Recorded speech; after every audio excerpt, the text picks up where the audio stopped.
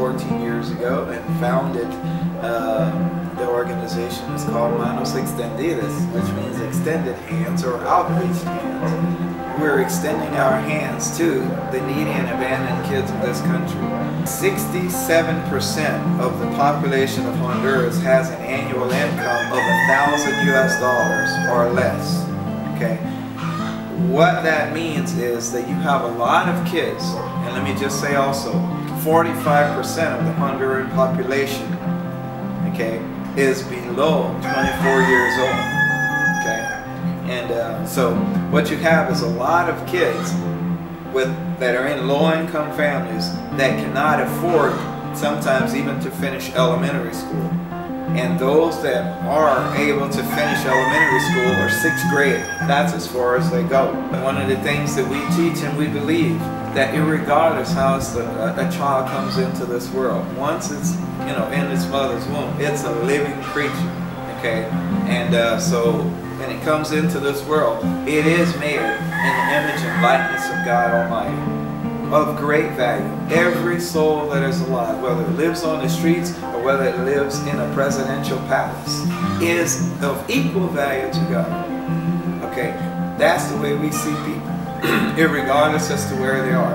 And our methods to reach them and treat them is with that in mind. We might have met you on the streets, we might have met you on the garbage dump, you might have been a product of rape. Okay, I mean, even our youngest son, Vladimir, our youngest foster son, is a product of rape.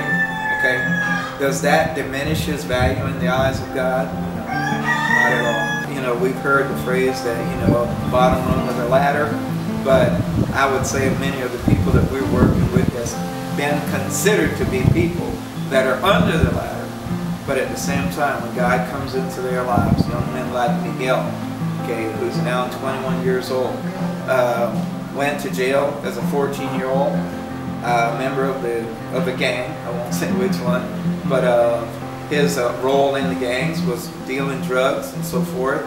Went to youth correctional because of that.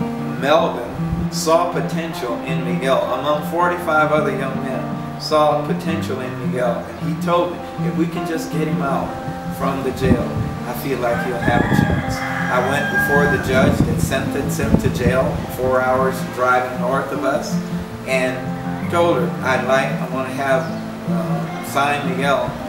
sign for Miguel to have him released into our custody.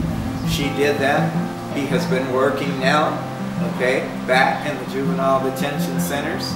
In fact, Miguel is one of the only young men that I've ever known that's held 2 jobs at the same time. Fruit, results.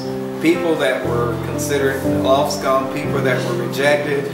It's kind of like, the Samaritan story. How this man is injured on the street and certain people came by and saw him and walked around on the other side. And that's what people like Miguel and Melvin and so many others were treated like. Oops, gang member, this side of the street. Oops, drug dealer, drug addict, that side of the streets. God has been restoring lives, and that's what we're all about.